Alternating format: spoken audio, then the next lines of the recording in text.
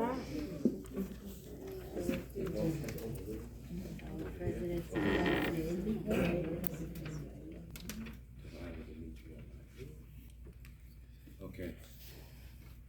Good morning. Good morning. Welcome families, friends, supporters. This is Muck Academy's first promotion. I do, like I said before, jokingly, but it was Miss Sylvia Thompson who made this suggestion that we have a promotion or graduation ceremony. What I'd like to do in the future is actually have coupled with it kind of like a rites of passage ceremony where young men are going culturally from one part of their life to another. But today, in this period of time, we just wanted to have, a ceremony that shows that people get credit for their hard work. And so students work all year, whether they worked virtually or they worked in person, they worked. And so we thank all of you for supporting us, for being here. And what I wanted to do, what I try to do with the young men is I try to have them to present themselves. You know what I mean? Walk with your head up in this society. You're a young black man in this society. Present yourself. Make sure that people know who you are. When you speak with some authority. So we're working on that. And so what they're going to do, when people came here, students, they did what we call vision boards. And those vision boards were to give them an idea of what they envision and see themselves as. We can't just teach them, our teaching is child-centered. So as children grow and evolve, what they are to be in life reveals itself, all right? So what we wanted them to do is think about who they were, what they represented, and what their goals were for their latter stages of life. So we're gonna start off. I'm going to call on Javion. Javion is no stranger to me. He was a 4th grade student of mine at Love Christian Academy, and he wasn't as tall as he was. So we're gonna get ready to hear from him, and then the other young men will follow accordingly. Thank you. My name is Javion Jocelyn Burton. I am in 8th grade, and I will be going to high school. I am in the process of becoming a lawyer. My favorite hobbies or activities are playing basketball and my game. One of my favorite historical figures is Wardell Stephen Curry, who once said, "If you don't fall, how are you going to know what getting up is like?" Yeah. My name is Charles Ford. I'm in 10th grade and will be going to 11th grade. I'm in the process of becoming a real estate agent. My favorite hobbies or activities are going outside. One of my favorite historical figures is Oprah Winfrey, who once said, "If you look at what you have in life, you will always have more. If you look at what you don't, you'll never have enough." My name is Kaden Jones. I am in 8th grade and will be going to 9th grade. I am in the process of becoming a carpenter. My favorite hobbies or activities are gaming, boxing, and reading. One of my favorite historical figures is George Washington Carver, who once said, "Education is the key to unlock the golden door of freedom."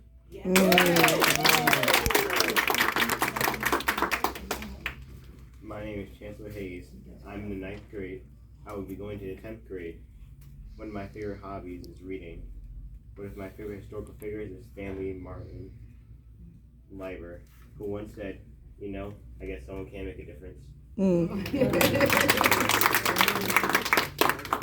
name is Miles Commodore, and I'm heading to 6th grade. And when I grow up, I'm going to be a vet. Yes. My name is Josiah Weaver. I am in 5th grade and will be going to 6th grade. I am in the process of becoming an actor and lawyer. My favorite hobbies or activities are traveling and dancing. One of my favorite historical figures is Mansa Musa. Another one of my favorite historical figures is Albert Einstein, who once said, "Once you stop learning, you start dying." My name is Troy Moore. I am in 5th grade and will be going to 6th grade. I am in the process of becoming a real estate agent. My favorite hobbies or activities are playing basketball and boxing. One of my favorite historical figures is Mike Tyson, who once said, "It's all a learning process, and you have to go from one level to another. Okay, thank you. Graduates, we ask that you take your seats with your family.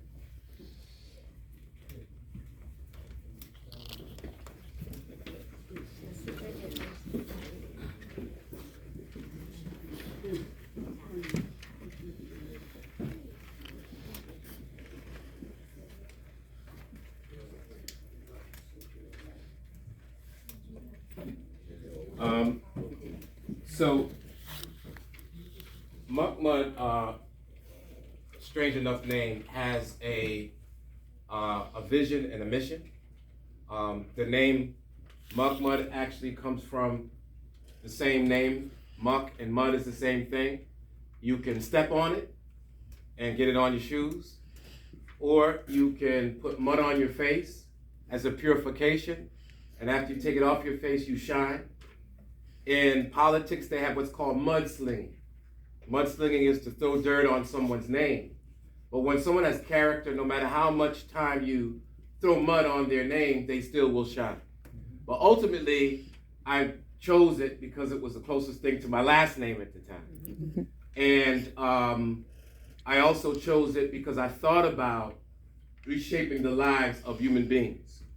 Whether you're a student of ancient Egyptian knowledge, whether you're a student of the Bible or the Quran or the Torah, you find that there was a man that was fashioned out of mud. And that man was not only fashioned out of the earth and mud, but he was made to be perfect until circumstances. And so the fashioning of mud and taking mud out of, come right in. These are two more of our students. You did miss the section when we talked about your aspirations. But what I'm going to do, I'm going to kind of take a break in the program because it's not about me, it's about the kids. So I'd like you both to step forward, and you're going to come forward and present yourself. Come on, step on. Huh? Okay, that's fine. Step up here. All right. And what I'd like you to do, this is Dimitri, this is Devani. They are both students here. What I'd like you to do, Devani, is I'd like you to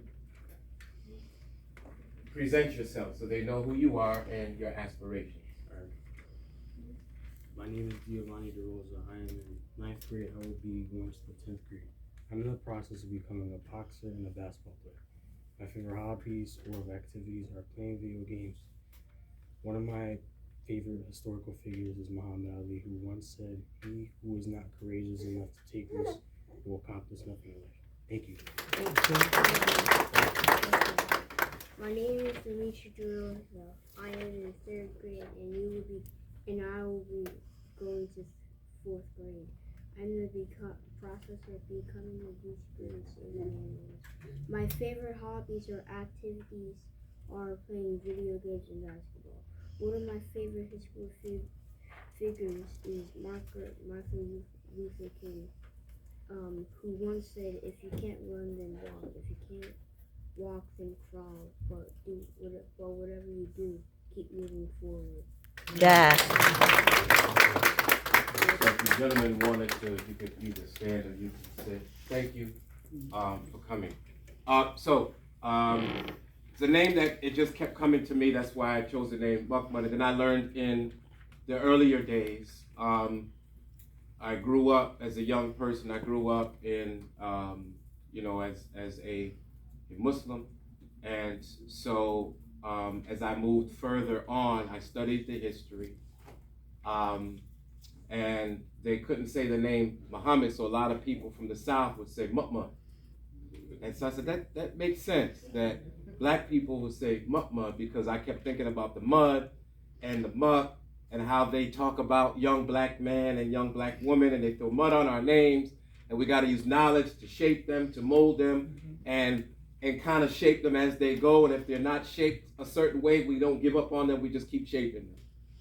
And then also growing up with some of my family as Christians, they talked about Jesus being the second Adam, and so the first Adam failed. Y'all know the story. The second Adam will come. So this is all on my mind about sometimes we fail as a society. Sometimes parents make mistakes, and then we have to get ourselves together and make sure our children don't make those same mistakes. But it's always reshaping, remolding, re-educating, and we don't stop until we get a more perfect society. So, so my vision, and I have an announcement to make that may be a little controversial, because when I started Muck Mud, it was starting as a tutoring agency. And then when I taught in schools, I started teaching in 1994, I started at Dunbar. And then I moved to Harding for about 10 years, and then I was in New Haven, and then I was at Love Christian Academy. I've been both a principal, lead teacher. I have been a mentor for other teachers and a principal. And the one thing that I saw in 2005 and 2006, I met with black male educators. And we looked at every category. Reading, the lowest in reading, black boys. Suspensions, expulsions, the highest rate, black boys. And then I looked at the data, and it said that those kids that are expelled and suspended are more apt to wind up in the criminal justice system and jail. So I said, wow, there's a school to prison pipeline that we have to stop. Mm-hmm. And the only way we could stop is by making education accessible. Mm-hmm. So I went to the city of Bridgeport. They weren't buying my idea. I said, the terrace needs to become a school. They live in the community, put teachers there, have them read. If they're failing, make that a recreational educational center. I said that the Raffola Taylor Center needs to be a school, after school. If they're not reading and writing in a certain place, we'll do that. The terrace, we actually did that with the terrace 2 summers. And so I said, if they're not going to help me, then I'm going to start my own. And so I met in 2011. I had the vision. I just filed the paperwork with the state, made it an LLC, and went out and started, teaching kids. And then I met my business partner, who was a licensed professional counselor, and she had kids, including her own, and I had mine. And so we merged our businesses, and we had so many kids. It started out of my car. I was just working out of my car, going to different parts of town. I said, we got to start hiring some folks. So the first initial people we hired were college students. The problem with college students was they were smart but couldn't teach. And they didn't have the classroom experience. So knowing that I was a teacher, I said, okay, let's get teachers that work in schools. This will be a second job for them. We'll 1099 them. They have to pay their taxes. And then we started to hire teachers that worked in schools, and this was a second job for them. That went from 2011 to 2018. And then finally there was a parent that said to me that I think we need to do something different. That parent was Rochelle Commodore. Where are you? Here.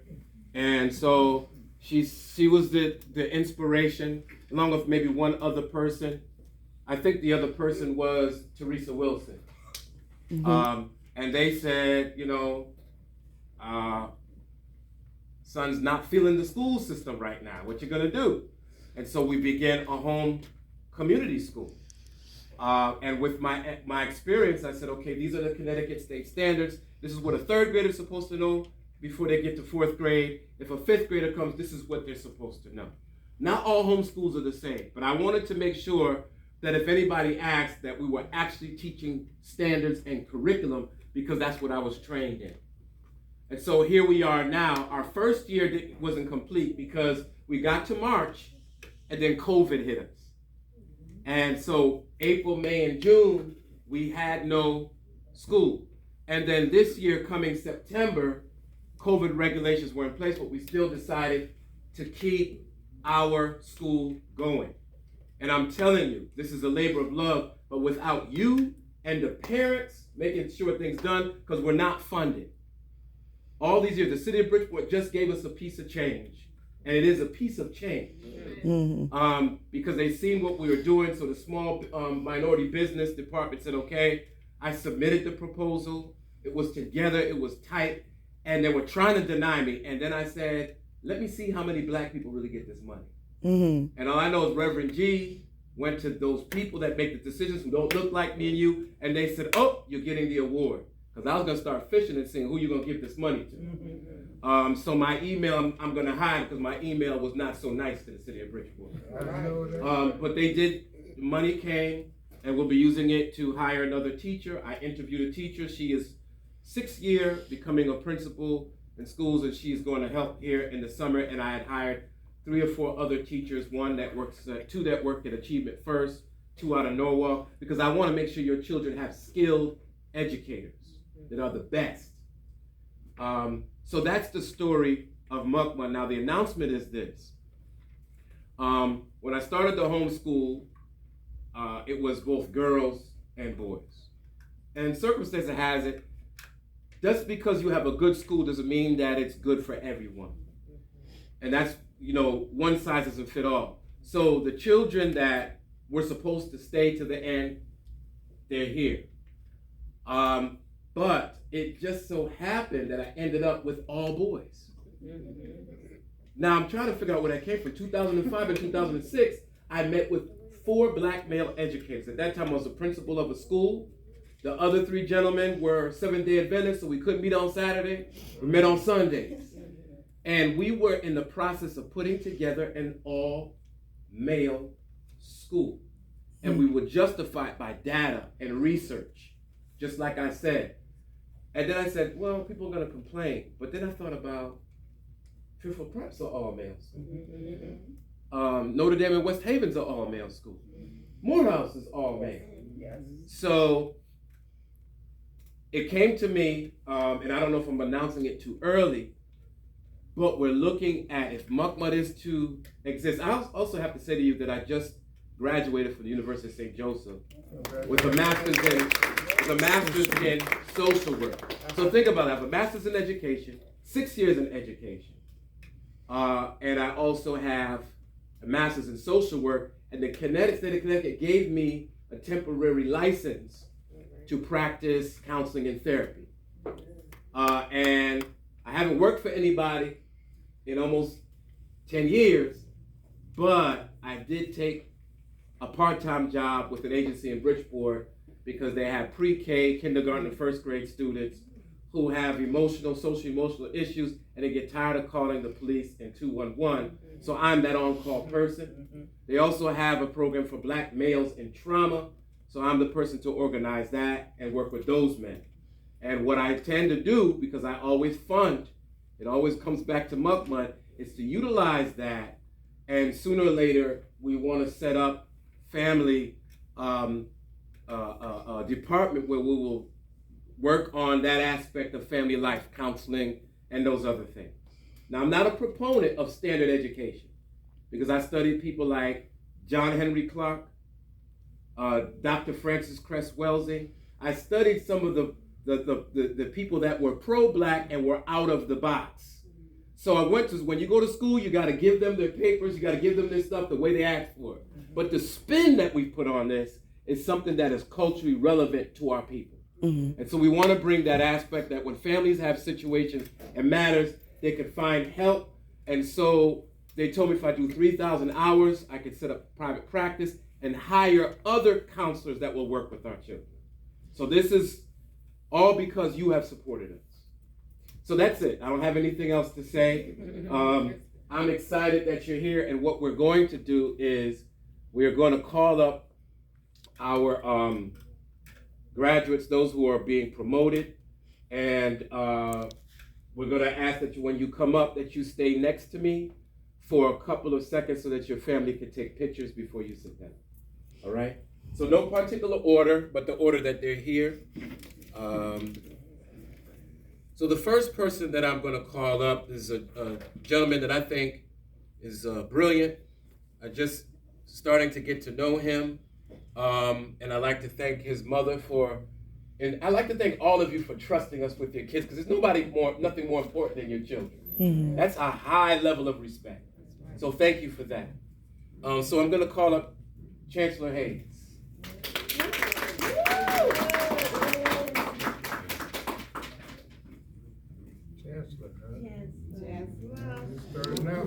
Yeah.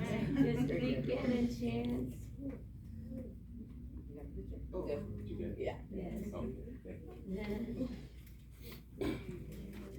Okay. This gentleman is my buddy. I think he is gifted. If y'all ever saw the movies like The Zookeeper or any of those where people can talk to animals, Dr. Doolittle, this is the young man that has that gift. Nice. All right, and he's heard him say he's going to be a veterinarian. Right? Yes. And I believe him. Miles Commodore. Woo! Wow.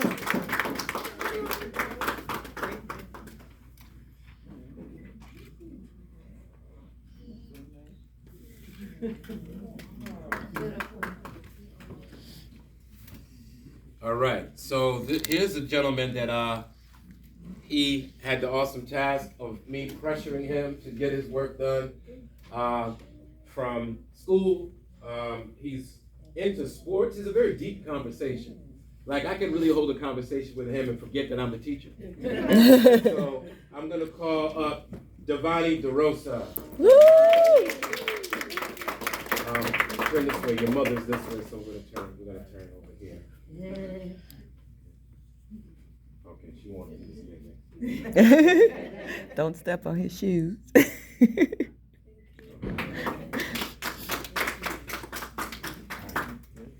This young man here, sharply dressed.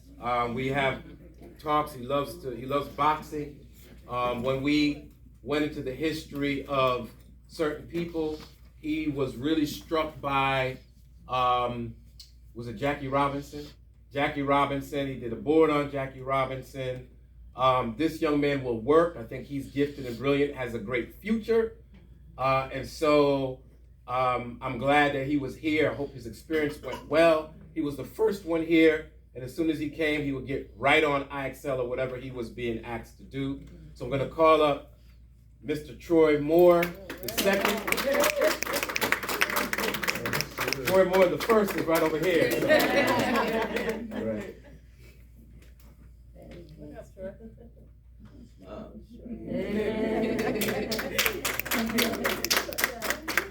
You come in every day, I spar, gets to that spar. Okay, so here when we talk about Black history, we talk about any deep subject, from Black Lives Matter to to what's going on around the world and historically Black colleges and universities. This young man is not ordinary. He's an old soul. His mother's here, but I'm really deeply connected to his grandmother, who we worked together with VIP and the whole nine, and he is well read. Sometimes without being well read, it's just all up here because of his connection to who he's affiliated with. So he he's just got what you call swag. He wants to be a dancer, he wants to be an actor, you know what I mean? He wants to be all of that. And so I thank him. He was also one of the reasons why we even started Muck Mud Academy. So I want to call up Mr. Josiah Weaver. Woo!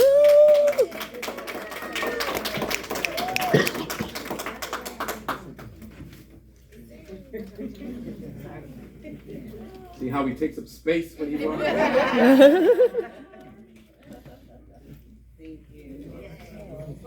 No, it's yours. All right.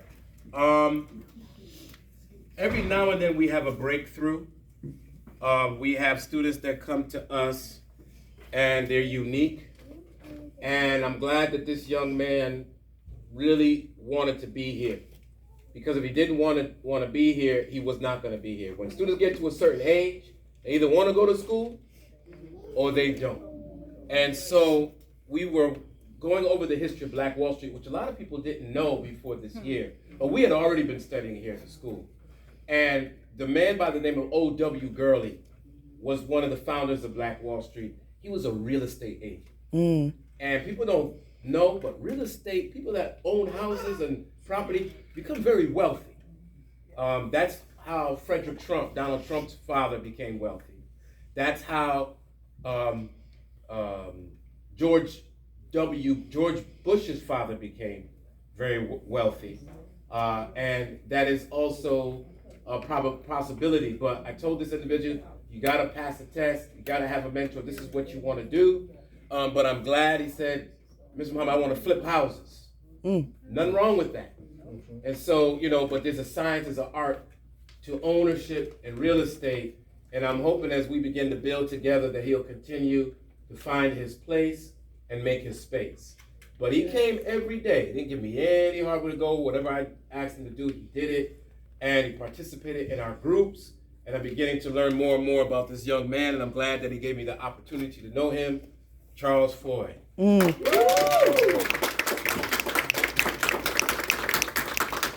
That's if he doesn't go to California first, because he loves California. Thank you. All right. So, I asked. All right. So I'm gonna hold off on these two. All right. So here's another young man, great reader, brilliant. I was like shocked at his ability to read out loud. K through 3, they're tested on what's called fluency. So came in the first day, I said, okay, he's here. Let me test his fluency. And I was blown away by his diction, his pronunciation of words, even his math skills. This kid is gifted.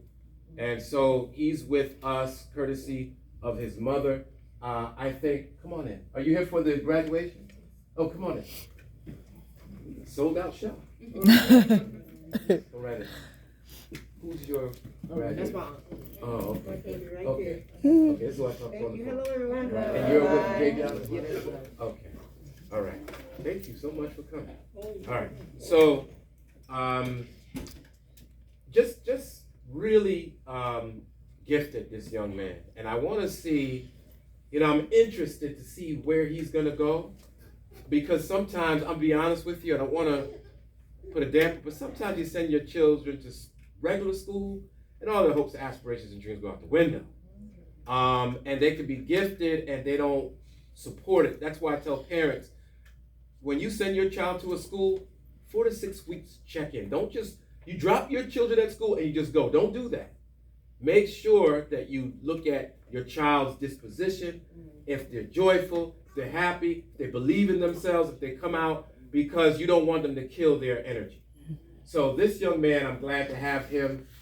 He is also Devani's brother, Shinda's son. And so we're going to call up Dimitri. Woo! He's going to 4th grade. So we're going to face Mom again this way. You're going to hold it, not me. Okay, good. All right. All right. So we got 2 unique individuals, because we've never had 8th graders that have crossed over into high school. And I don't know, but that's a critical stage. Because choosing the right high school is key. And these 2 young men are not going to go to your neighborhood school. They're going to, one is going to a technical school, and the other one's going to a private school. They're Catholic school. So I want to call up this young man because his parents, you see this neck? I can move it now because his parents stayed on my neck. That's good. They don't play with their kid, okay? So, and I grew up with his father, and I had the pleasure of meeting his mother. And I have to say, he was very quiet when he started, but after a while, I seen him begin to throw his shoulders back and present himself, okay? And that's what we want. We want people that come out, young men that come out, and you have the right to throw your shoulders back and feel yourself and know who you are in this society. Mm-hmm. And so I'm going to call up, I'm glad I asked his mother because his middle name was crucial. You better put that Elon in there. Right. So I'm going to call Kaden Elon Jones. Yeah. Who is going to Platt Tech. Yeah.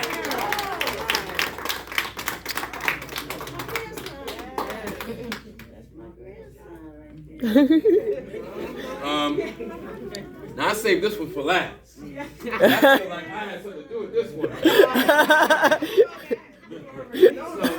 So, years ago, I was the principal at Love Christian Academy, which I have to say by the time I got there, they didn't have no money. You know what I mean? We were running out. The school was about to close. And so, of course, Pastor Mose asked me, he said, man, listen, I need somebody that can keep this thing alive and open. Will you do it? I grew up with him on the same street. We played together. I said, okay, I'll do it. Got over there, and I didn't realize those kids over there were disciplined. They were brilliant.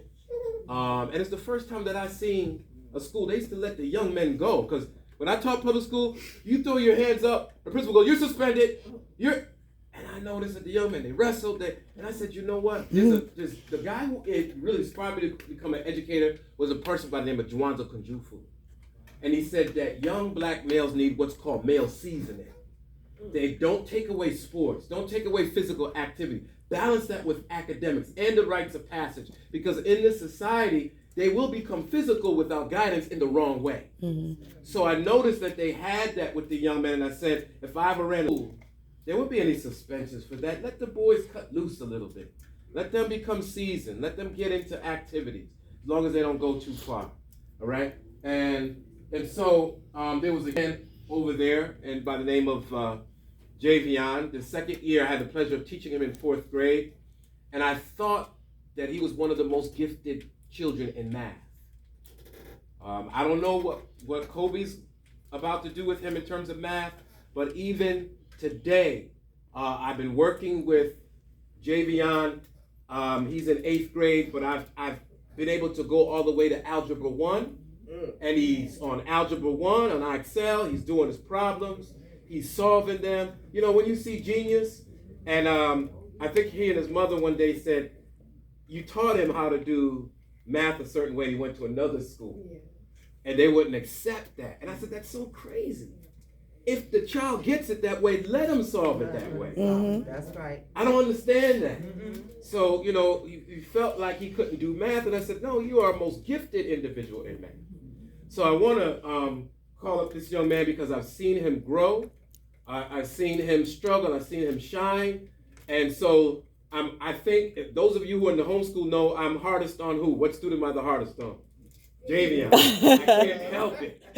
You know, because I feel like I'm responsible for this young man from the time he was in 4th grade till now. And I know him. So I'm so proud of him. He's going to Kobe Cathedral next year, and he's got in. So I'd like to thank him for just allowing me and his parents and his grandmother, Miss Sylvia, who, you know, we just need to write a book on you, Sylvia. You have a wonderful great-grand. This is actually his great-grandmother. All right? Wow. So step up, sir. Yeah.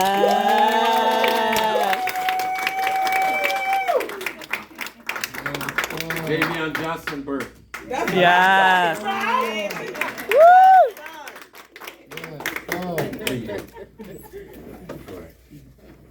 So with that brings us to the end. We wanted to go from 10 to 11. We didn't want to be long. And so we thank you for coming. Families, take your kids with you. We need a break. No, that's right. In absence, we also had Amari, Michelle Whitaker. Amari was here for 2 years. And I have to say, you know, he was brought here because his mother thought that he could be molded. He had some challenges. And by the time he left, the report that I got is he went back to his school, the same school that might have issues with him, and he's shining. He's a leader. He's one of the best readers in his class. As a matter of fact, I think he left here in 2nd grade and he's almost reading on a 3rd grade level. So that's what we have the ability to do here. But I will be mailing this out to him. So I thank Yvette, his mother, and Amari for also supporting us for the last 2 years. With that, we are asking you to stick around, and we have some refreshments in the other room. Please meet somebody, greet someone, and that is the end of our ceremony. Thank you so much.